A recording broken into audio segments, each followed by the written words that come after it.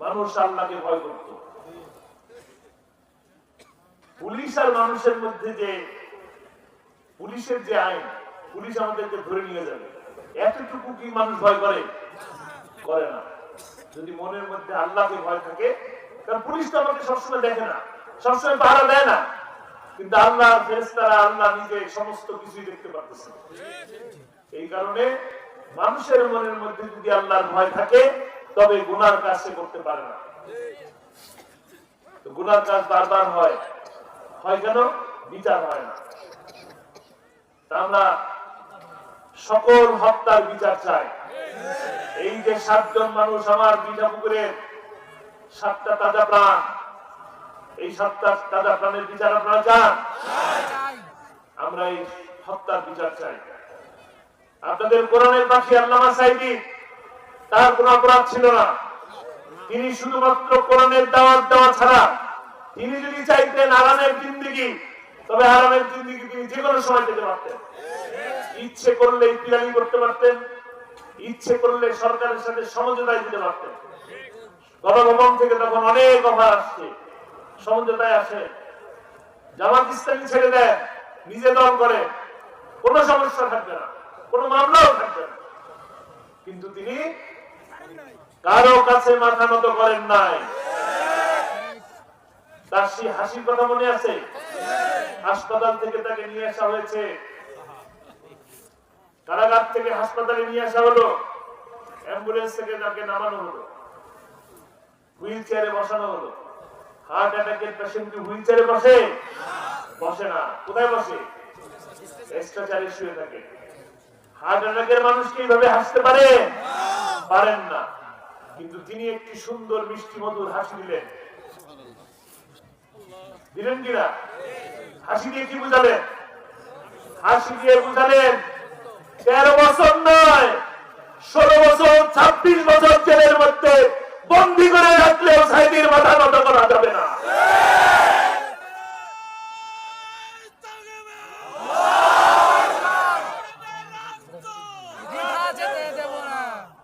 আমার পরিবারের সদস্যরা হাসপাতালের মধ্যে ছিল। আমার পরিবারের সদস্যই শুধু না, কত মানুষ তখন হাসপাতালের সামনে ছিল। দেখেছেন না আপনার ফেসবুকে? কোন কাউকে না, পরিবারের কোন সদস্যকে একটা সেকেন্ডের জন্য দেখার সুযোগ করে দিল না। একটা সেকেন্ড জানতে পারলাম না আমরা যে আপনার কোথায় ব্যথা হয়েছে, কি কষ্ট হয়েছে, কেন হাসপাতালে নিয়ে আসা হলো, আমরা জানতে পারলাম না। তাহলে কি বোঝা যায়? কি বোঝা যায়? 28শে ফেব্রুয়ারিতে যে ফাঁসির রায় দিয়েছিল, সেই ফাঁসির রায়কে কার্যকর করতে পারে না এই 7 জন মানুষের জীবনের বিনিময়। কিন্তু তাদের চক্রান্ত, ষড়যন্ত্র বন্ধ থাকে নাই। তারা ঠিকই 13ই আগস্টে তাকে হাসপাতালে নিয়ে এসে ইনজেকশন পুশ করে হত্যা করেছে। আমরা সেই হত্যার বিচার চাই। সেই হত্যার বিচার করতে হবে। আপনারা কি হত্যার বিচার চান? কিভাবে চান?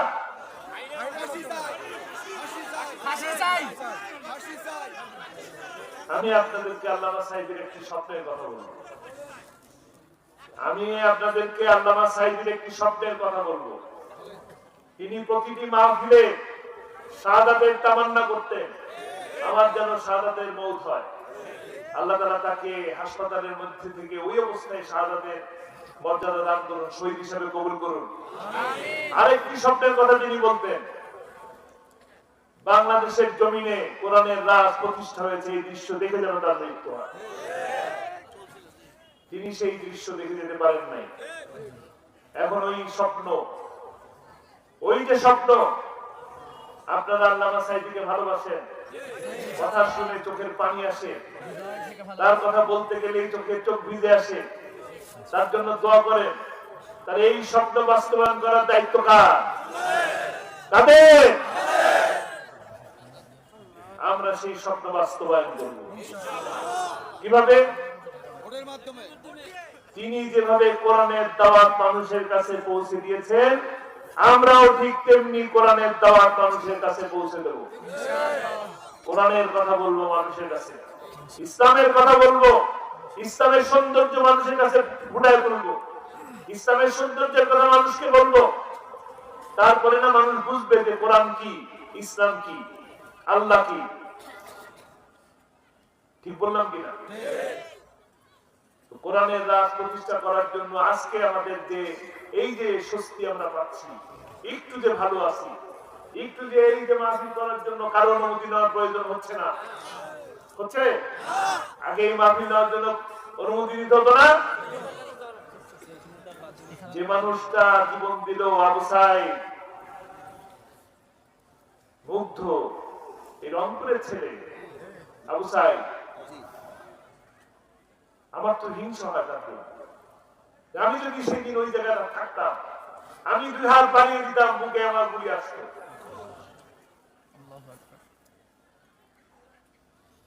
আল্লাহ তাআলা তাকে শাহাদাতের মর্যাদা দান করুন।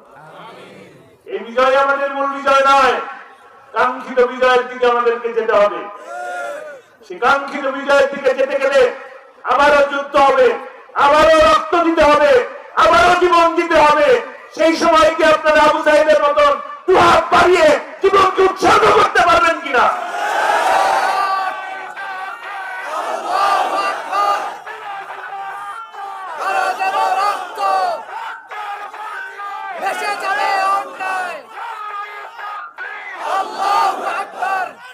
আল্লাহ তাআলা বলেন, ওয়ালা তাকুলু লিমান ইউকতালু ফি সাবিলিল্লাহি আমওয়াত বাল আহইয়া ওয়ালাকিন লা তাশউরুন। কি বলেন? যারা দ্বীনের পথে, কোরআনের জন্য, দেশের জন্য জীবন দেয়, তাদেরকে তোমরা মৃত করো না।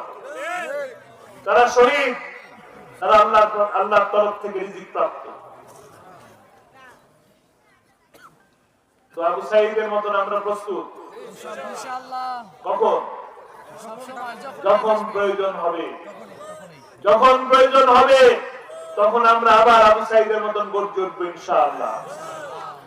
সময় আসতেছে, আগামী দিন আমাদের জন্য সোনালী দিন, আগামী দিন কোরআনের জন্য, আগামী দিন ইসলামের জন্য। আপনার এই এলাকায় কোরআনের পক্ষের মানুষ আছে না? কোরআনের পক্ষে থাকলেই কিন্তু তিনি সম্মানিত হন, আর কোরআনের বিপক্ষে গেলে অসম্মানিত হয়। প্রমাণ আছে? কি প্রমাণ?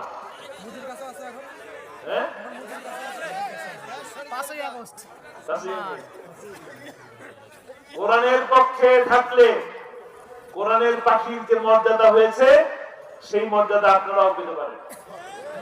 আল্লামা সাঈদীকে মানুষ যেভাবে ভালোবাসে, একইভাবে আপনাকেও মানুষ ভালোবাসবে।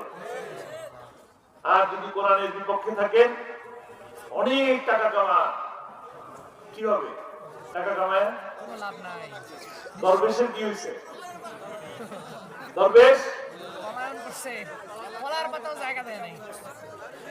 আর যে ব্যক্তি আল্লামা সাঈদীর বিরুদ্ধে ফাঁসির রায় লিখলো, তার অবস্থা কি হয়েছে?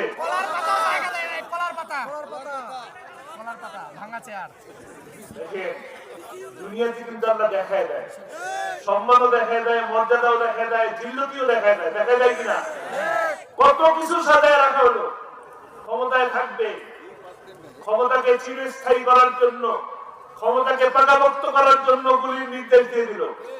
ক্ষমতায় যাওয়ার জন্য লগি বৈঠা দিয়ে ডাকলো, সারা দেশের ভাষণ আসো, লগি বৈঠা নিয়ে আসো। লগি বৈঠা নিয়ে এসা 28 অক্টোবরে মানুষ পারল। ক্ষমতায় যাওয়ার জন্য মানুষ মারে, ক্ষমতায় থাকার জন্য মানুষ মারে। কোরআনের পক্ষের কথা বলে না, আবার বলে মদিনা সনদে দেশ চালাবে। মদিনা সনদের কথা, দেশ চালানোর কথা বলে 5ই মেতে আলেম ওলামাদের উপরে রাতের আধারে কারেন্ট অফ করে দিয়ে পাখির মতন গুলি করে করে হত্যা করেছে। কতটা নির্মম, বর্বর হলে কাজ করতে পারবে। ক্ষমতার কি পরিমাণ হিংসা, ক্ষমতায় থাকার জন্য কি আকাঙ্ক্ষা, কি লাভ? অল্প কয়েকদিনের জীবন, চলে যেতে হবে। ওই সেই বিচারের দিনে দাঁড়াতে হবে। বিচার কিন্তু পৃথিবীর মাটিতেও কিছু হয়ে যায়, হয়ে যায় না? এই যে কালামানিক রায় দিলেন, ফাঁসির রায়, দলিত তার গলায় বাঁধলো নাকি? গরু ছাগলের যে গরু দড়ি, সেই দড়ি দিয়ে তাকে বেঁধে তারপরে টেনে হেসে নিয়ে গেছে।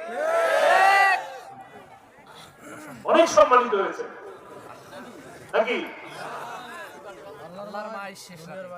অনেক সম্মানিত হয়েছে। যার বিরুদ্ধে রায় লিখলেন তিনি তো মর্যাদাবান চলে গেলেন, তিনি দুনিয়ায় সফল, আখিরাতে ইনশাআল্লাহ সফল। ইনশাআল্লাহ আল্লাহ কবুল করবেন। হাজার হাজার লক্ষ মানুষ তাকে নিয়ে গেল জানাজার জন্য। আপনারা সকলে ঢাকায় জানাজা দেওয়ার জন্য চেয়েছেন, একটা জানাজা পর্যন্ত দিতে দেয় নাই, মানুষকে কাঁদতে পর্যন্ত দেয় নাই, ইন্না লিল্লাহ পড়তে দেয় নাই। ওর কপালেও তাই জুটবে। এই যে চুয়াডাঙ্গার একজন এমপি, কি আনার যেন নাম ভুলে গেছি, কি নাম? আনার 28শে ফেব্রুয়ারিতে কোরআনের পাখির বিরুদ্ধে রায় হলো, ফাঁসির রায়। সেই ফাঁসির রায়কে উদযাপন করার জন্য মিষ্টি বিলি করলেন তিনি। মিষ্টি বিলি করে সমাবেশ করলেন, পথ সমাবেশ। সেখানে বললেন রায় অতি দ্রুত সময়ের মধ্যে কার্যকর করতে হবে এবং বাংলার মাটিতে তাকে দাফন দেওয়া যাবে না। মাওবাদীর আবদার, বাংলার মাটিতে দাফন দেওয়া যাবে না। তবে কি হলো, তার নিজের টুকরা টুকরা করে তাকে ভারতে টুকরা টুকরা করে টয়লেটের মধ্যে ঘাস করে মারা গেছে। আনোয়ারুল আজিম আনোয়ার, এবং তখন সে সরকারের একজন এমপি, রানিং এমপি। এই হলো তার পরিণতি নাকি? কোরআনের বিপক্ষে থাকলে এই অবস্থার শিকার হতে হয়, আর কোরআনের পক্ষে থাকেন, ইসলামের পক্ষে থাকেন, খুব সামান্যতম ভাবে দেখেন। মাথায় টুপি দেন, জুম্মার দিন পাঞ্জাবি পরছেন, পায়জামা পরছেন, দেখেন মানুষজন সালাম দিল, তাই কিনা? কি শুধু ধর্মীয় সামান্য একটু মানছে, আর যদি সারা জীবনের জন্য মানেন তাহলে কিরকম সম্মানিত হয়? অনেক সম্মানিত হন। আল্লাহ তাআলা ভালোবাসেন। আল্লাহ যখন পছন্দ করেন তখন মানুষের মনের মধ্যেও সে ভালোবাসা পয়দা করে দেয়। ভালোবাসি মানুষটাকে, আমি ভালোবাসি মানুষকে। আপনারা কোরআনের পক্ষে থাকুন, কোরআনের পক্ষের মানুষের পক্ষে থাকুন, তবে আপনারাও মর্যাদাবান হবেন, সম্মানিত হবেন। সেই সময় বেশি দূরে নয়, কাঙ্ক্ষিত বিজয়ের লক্ষ্যে আমাদেরকে এগিয়ে যেতে হবে। কোরআনের রাত প্রতিষ্ঠার জন্য আমাদেরকে সংগ্রাম করতে হবে। কোরআনের রাত প্রতিষ্ঠার জন্য আগামীতে যে দিন আসতেছে, সেই দিনে ইউনিয়ন পরিষদের মেম্বার থেকে চেয়ারম্যান, উপজেলার ভাইস চেয়ারম্যান, চেয়ারম্যান এবং পৌরসভার মেয়র, কাউন্সিলর, সিটি কর্পোরেশনের মেয়র, কাউন্সিলর এবং জাতীয় সংসদে তাদেরকে পাঠাবেন, কোরআনের পক্ষের মানুষদেরকে পাঠাবেন, কোরআনের পক্ষের মানুষকে ভোট দিবেন। আপনার এই এলাকায় কোরআনের পক্ষের মানুষ কে আছে?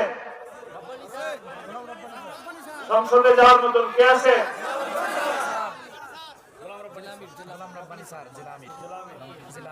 নাম ধরে স্লোগান দেয়, নেতা আছে? কোন সে নেতা? আমি শুনতে পারলাম না। কোন সে নেতা? আলহামদুলিল্লাহ। উপজেলায় কেউ আছে? কে নেতা আছে? কোন সে নেতা? আল্লাহ কবুল করুন। শুধু কোরআনের পক্ষে থাকবেন, কোরআনের পক্ষে, ইসলামের পক্ষে, তবে আপনি নিজেও সওয়াব পাবেন আর মর্যাদাবান হবেন। আল্লামা সাঈদীকে 1996 12 জুন ভোট দিলেন পিরোজপুরের মানুষ। প্রথম সংসদে গেলেন, সংসদে যাওয়ার পরে সংসদ সভাকক্ষে ঢুকতেছেন, দেখলেন যে সংসদ সদস্যরা স্পিকারকে দেখে মাথা নত করে সম্মান করে যাচ্ছেন। আবার যখন বের হচ্ছেন তখন আবার একইভাবে স্পিকারকে মাথা নত করে তারপরে যাচ্ছে। আল্লামা সাঈদী কি করলেন? সালাম দিয়ে ঢুকলেন, সালাম দিয়ে বেরোলেন। পরের দিন বীর উত্থাপন করলেন, প্রথম দিন তো বুঝেন নাই কিভাবে উঠাইতে হবে, কোন বিধিতে উঠাইতে হবে। তারপরের দিন বিধি উত্থাপন করলেন,